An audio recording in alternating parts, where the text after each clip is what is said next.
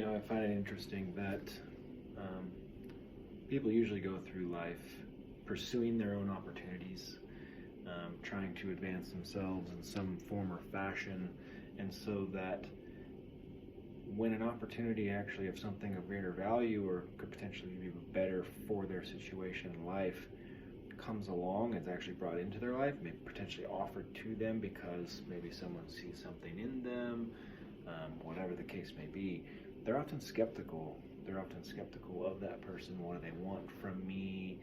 You know, and they use it as a stance, as if they have some sort of a stance and position on their skepticism, not realizing that skepticism is merely lack of information. It's literally just they don't have enough information or education on the topic, the subject, the person, the opportunity to make a valid, educated decision on whether or not that it's good or bad.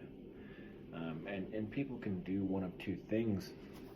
I think more often than not that people, they tend to remain skeptical, close doors in their life, and go back to whatever path they were on because they don't understand the dynamic of skepticism.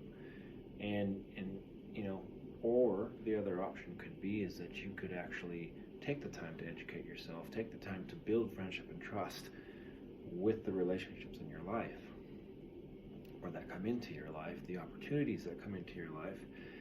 Do the due diligence and the effort and work and time that's required to then look into these these people, these things, opportunities, these the stuff, the doors that open in your life, and get educated, build that friendship and trust, and learn what the information is that someone may offer you, because the reality of anything great in your life is that you are always one relationship or one question away from completely changing your life and the life of others around you. It's just a reality is that everyone else out there has everything you need and want in your life. Someone has information about this. Somebody has the marriage that you want to emulate.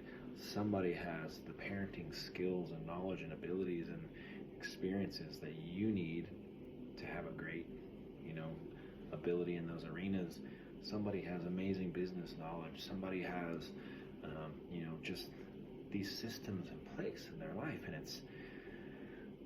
it's taking the time to realize that we don't have all the answers, to take our eyes off ourselves, put them out there on other people. You have feelers.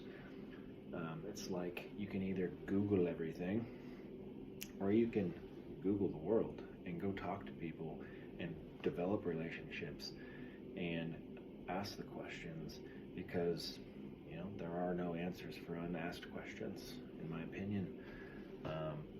So either spend a life of skepticism and remain closed to opportunities, or remove skepticism with information on how to open up those opportunities. Take the closed fist and open it and say, well, I don't know if this is for me or if this is something that is good or bad. So I'm going to take the time to actually educate myself, get to know you. But I think more often than not that people's personal self-worth and just who they are as a person is so fragile that they've been talked into things their whole life. And so the people are afraid. They're afraid that if they sit down with this person or they ask this person a question or they let this person in, that they're going to be talked into something. And, ultimately, in my opinion, skepticism comes from a lack of identity within themselves. It's a lack of understanding of who they are and what they stand for and the values that they have in place in their life